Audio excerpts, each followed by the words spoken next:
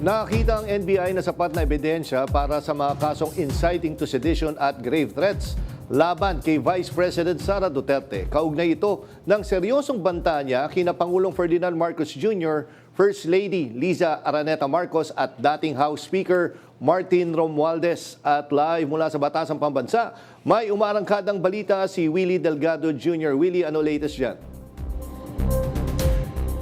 Jack, sa buong pagsalang ng NBI dito sa ginawang pagdinig ngayong araw na ito, makailang beses narinig, nagpaulit-ulit yung mga araw na nagbanta mismo itong si Vice President Sara Duterte laban sa Pangulong BBM, kay First Lady Liza Marcos at kay dating House Speaker Martin Romualdez. At dahil sa nanalo na nga yung sumasang-ayon na ma-impeach ang pangalawang Pangulo, diretso na ang committee report na ito sa plenaryo sa susunod na linggo at doon naman posibleng pagdebatihan ang tila pag-meltdown ng pangalawang Pangulo.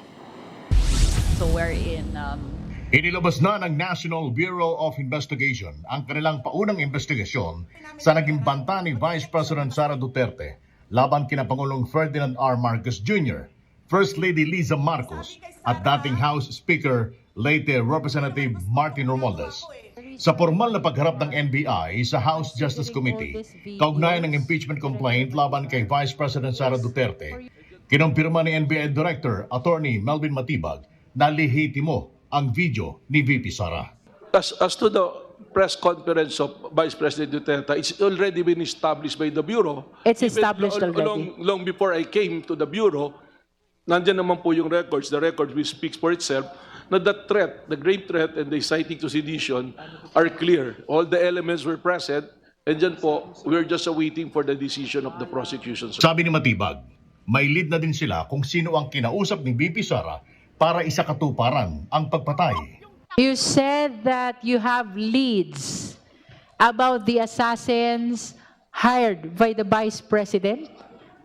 Yes, ma'am. Meron po kaming leads na mukhang talagang, at yun naman po yung findings na talagang may kinausap, kaya nga po nag-file ng kaso ng grave threat at inciting to sedition. Ano po? And this is the assassin hired to kill the President, the First Lady, and the former Speaker, which we saw from her video. Yan po yung part ng aming ongoing case build-up and to solidify po kung ito yung individual talaga.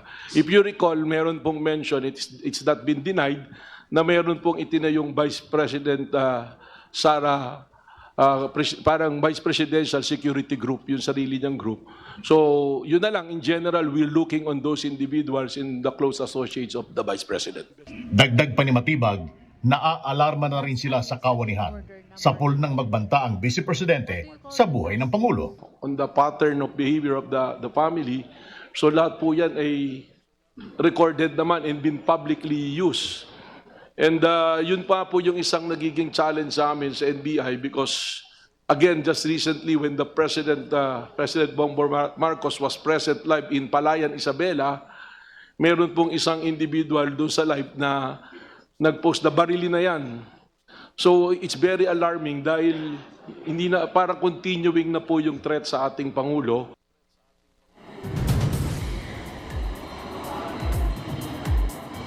Jack, kinumpirma din ng NBI na meron na silang nakahaing kaso sa Department of Justice laban sa Vice President Sara Duterte. May kinalaman ito dito nga sa pinag-uusapang death threat at dagdag pa dyan yung 3 counts ng inciting to sedition. Resolution na lamang ng DOJ ang inaabangan ng NBI para maisampay yung kaso sa korte at kung ma-arrest ba ang Vice President, ito ay base na lamang sa kung ano yung pag-uutos ng korte laban sa Vice Presidente. Jack. Willie, konting tanong lang, no? Yung mangyayari sa May 4 ay pagbobotohan to sa plenaryo o magkakaroon pa ng debate o pagbusisi na naman? Bago kasi magkaroon ng botohan, Jack, ay ipipresenta itong committee report ng House Justice Committee doon sa plenaryo sa harap mismo ng buong miyembro ng kapulungan at kukunin isa-isa ang bawat boto. So, ang kailangan na lamang ay one-third ng House members. So, kung kukwentahin, nasa 53 yung sumasang-ayon ngayon. So, technically ay mahigit 50 na lamang ang kakailanganin ng Kongreso, ng House Committee on Justice para mapagtibay itong kanilang committee report at idiretso itong impeachment complaint sa Senado para siyang maglitis dito sa impeachment laban kay Vice President Sara Duterte. So na, Willie, kamusta yung mood dyan? Kasi nakita ko nila, nagpalakpakan pa, di ba? Noong nagkaroon ng botohan dyan sa House Justice Committee. Kamusta yung overall mood dyan sa Kongreso? Maganda naman so far yung mood, Jack, dahil sa inaasahan naman nila na talagang makakakuha ng sapat na boto dahil doon sa mga prinisintang ebidensya o yung presentasyon na ginawa ng NBI ay wala ni isa mang makatutol bagamat prior dito sa nung buksan itong death threat complaint inuna muna yung yung tangka nilang pagbubukas sana nung box na naglalaman ng ITR ni Vice President Sara Duterte. Doon nagkaroon ng konting debate at kalaunan ay hindi naman nanalo. Kumbaga sumaayon din ang lahat na huwag na munang pakialaman yung box na yon.